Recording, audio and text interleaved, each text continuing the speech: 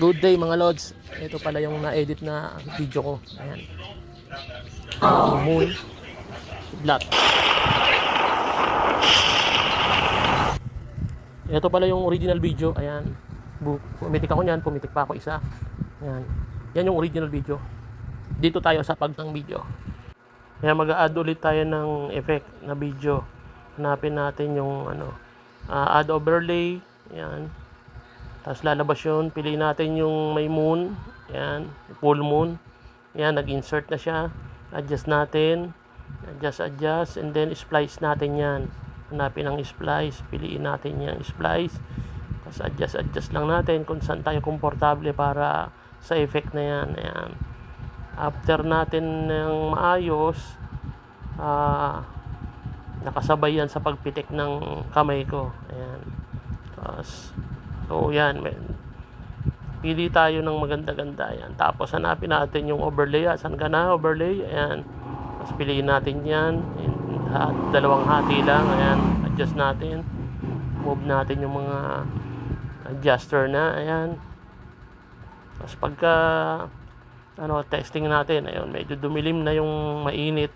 Ayan. Yung araw. Tapos biglang naging full moon na gabi. So hanap pa tayo ulit.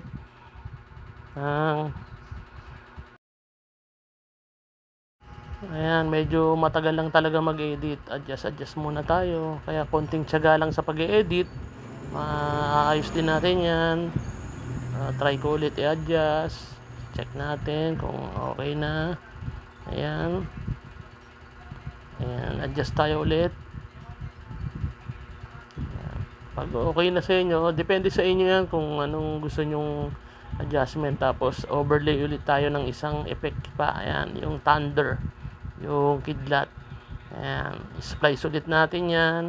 Tapos then i-adjust ulit natin kung saan ulit gusto nyong ilagay ang effect na yan. Ayan, medyo pinalaki ko siya ng konti. Ayan, so pag click ulit ng aking kamay, thunder naman o kidlat naman ang lalabas. So sa gitna ng full moon na gabi, meron akong pinalabas ulit na thunder kasi medyo mainit. Ayan. So adjust ulit natin yan. Okay.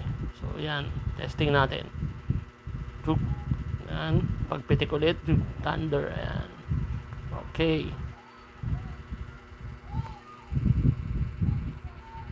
Then ayan, add naman tayo ng effect. Ayan.